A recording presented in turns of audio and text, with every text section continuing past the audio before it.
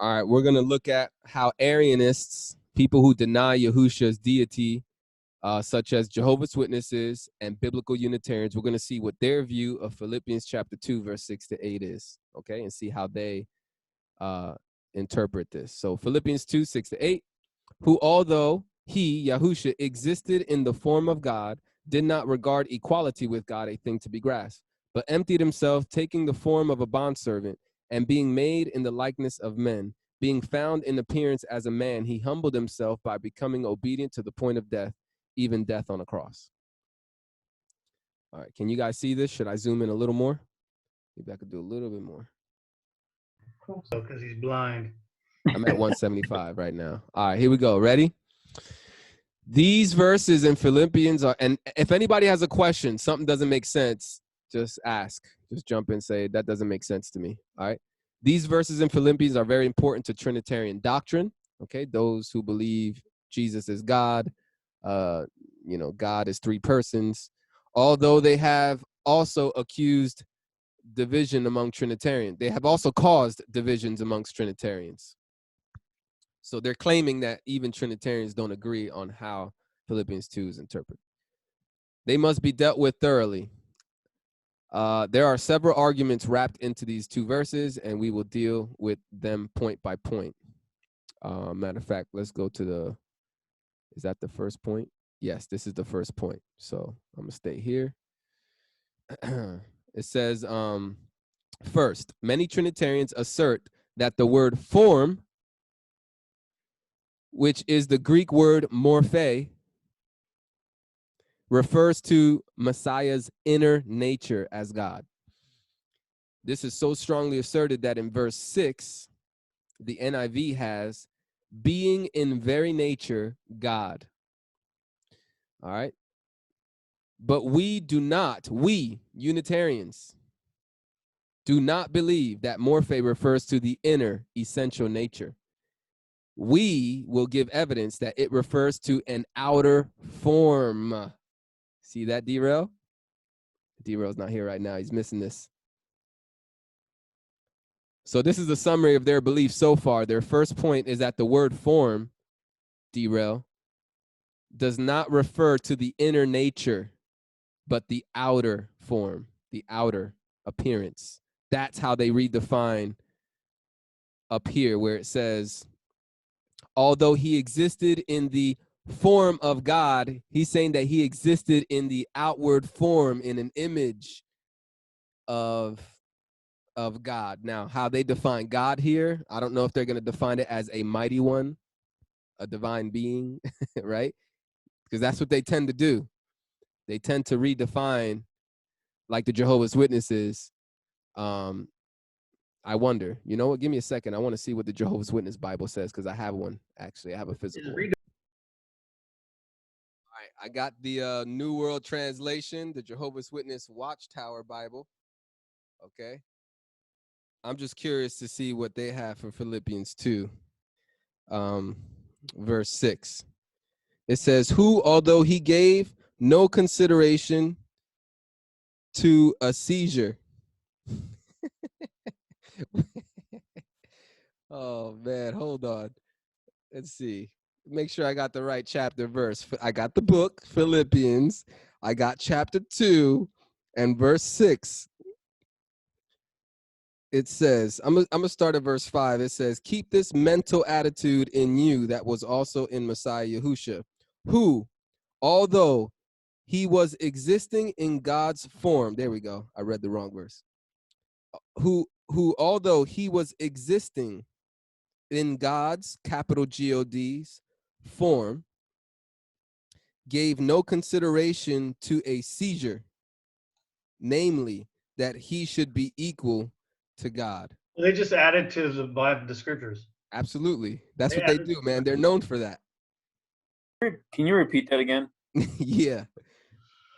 Sickening. It says, verse 6, who, although he was existing in capital God's form, capital God's form, gave no consideration to a seizure, seizure. That's seizure, right? Yeah. Seizure. Seizure. I don't know what in the world that's all about. Seizure, like they're using rob. They're using, instead of the word robbed, Seizing they're it. using the word seize. Seize. Yeah. Okay. But they're using seizure, like they're that's a I don't know. That's, to me it's hard, but that's what I understand what the play on the word is. Mm-hmm. Like you're seizing a car, you're seizing Right. Asset. authority. Got it. Okay. Like nobody uses the word seize that way, right? So I don't know why they would translate it. Unless you're in the court of law. Equalness. So it says, gave no consideration to a seizure, namely that he should be equal to God. No, but he emptied himself and took a slave's form and came to be in the likeness of men. Okay? That's what it says there. Not add or take away from my word. So we would have to go to a Jehovah's Witness website to see what their breakdown of Philippians 2:6 is as well. But so far, the biblical Unitarians are saying that the word form here is regarding the outward form, not the inward nature. And that's the debate so far on the table. Well, what is the Greek word? It's morphe. Oh, that's right. Oh, you want to see the definition and everything? I got it right here. Go ahead. It's morphe, like you said, 3444. From the base of 3313 through the idea of adjustment or parts, shape, figure, nature, form. Yep. Pretty. Okay, they have external appearance as one of the options. Okay. Yeah, that's what I read.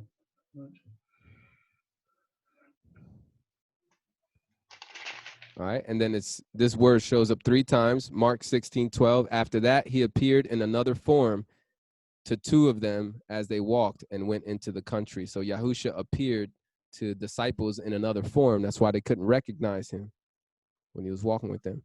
Philippians 2:6 and then Philippians 2:7. All right. So the article, let's continue with it. So we will give evidence that it refers to an outer form. Different lexicons have opposing viewpoints about the definition of morphe to such a degree that we can think of no other word defined by the lexicons in such contradictory ways. We will give definitions from lexicons that take both positions to show the differences between them. Vine's lexicon has under form properly the nature or essence, not in the abstract, but as actual, subsisting in the individual. So in other words, Vine's lexicon, one of the definitions, it says it's talking about the actual nature, the actual whole being of a person is the word form. It says it does not include in itself anything accidental or separable, such as particular modes of manifestation. So that definitely sounds like my belief right there.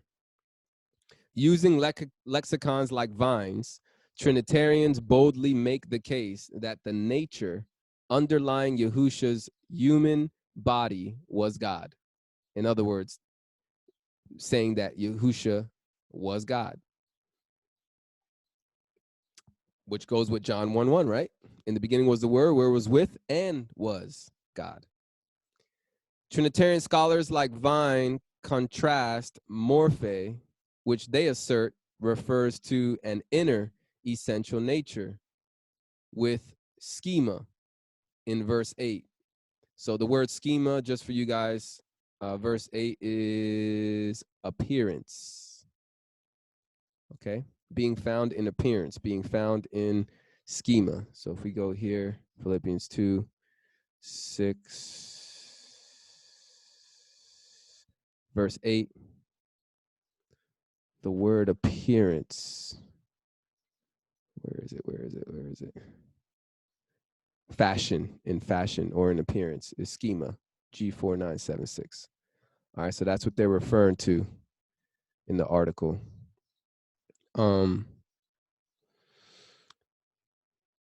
So Trinitarian scholars like Vine contrast morphe, which they assert refers to an inner essential nature, with schema in verse 8 and translated appearance above, which they assert refers to the outward appearance.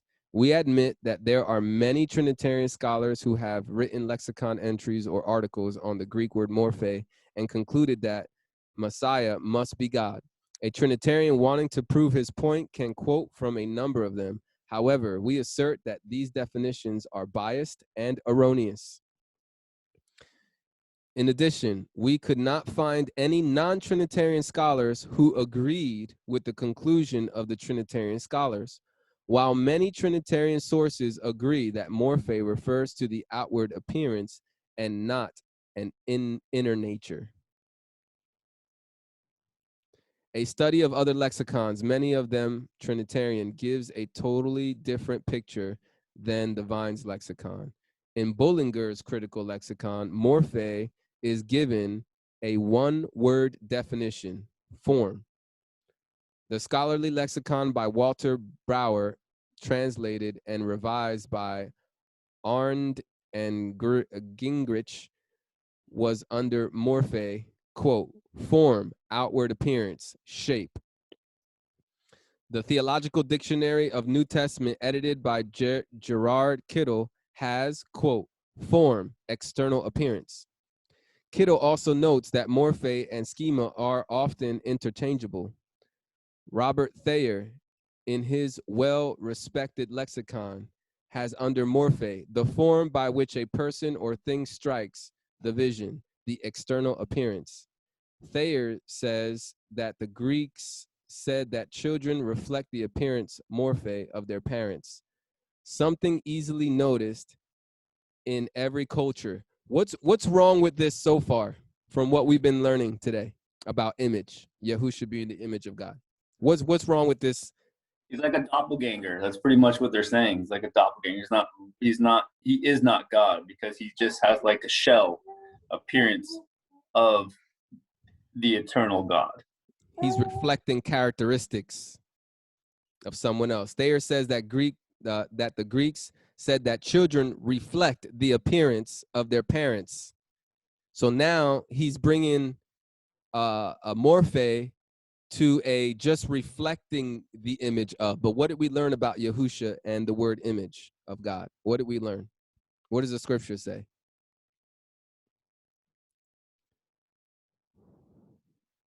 It's quiz. See who's paying attention He today. is the image. He is the image. That doesn't sound like he's reflecting the appearance of Yahuwah. Yes, he's not reflecting the image of Yahuwah. It says he is. He is. He's not a mirror of it. Right. When Yahusha asked whose image is on the coin, what was the response of the people? Caesar.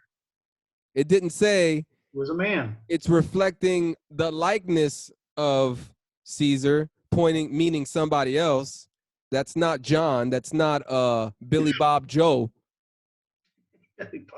No, that is the image of Caesar, the man that I'm saying. That is him. It's identifying him. Yep. Who was And a man. nowhere in the New Testament does it say that Yahusha is the image of the Son of God. It doesn't say that Yahusha or Jesus is the image of the Son of God. It says he is the image of God, the one who is higher than him. So how can he be lesser than himself, but the image of the thing that's higher than himself at the same time? How is that possible? Not. Yeah. Well, it's possible because Yahuwah is omnipresent. God can be anywhere and everywhere and take on any form he wants at any time because he's God.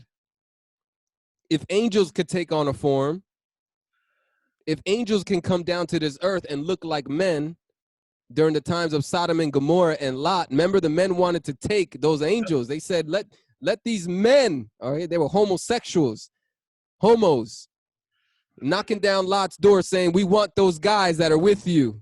Give them to us. How is it possible for angels who are spiritual heavenly beings to take on a form to look like a human? How is that possible? If angels can do it, why can't Yahuwah do it? You can't put any restrictions on Yahuwah. All right, so I don't like this. This sentence is just deceiving. The whole thing is deceiving. But they're ignoring what the scripture says about Yahusha being the very image of God. He is the image. And when you say someone is the image, you're actually defining their person. Okay, you're not just defining their outward appearance. So when Yahusha said, whose image is on the coin, do you think Yahusha is just saying, I'm just talking about the skin complexion and the hairstyle? No, he's identifying the actual identity of an actual person. A person's identity is not found only in their outward appearance.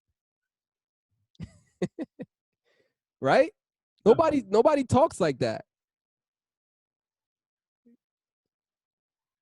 That looks like Derail. That looks like Brother Derail.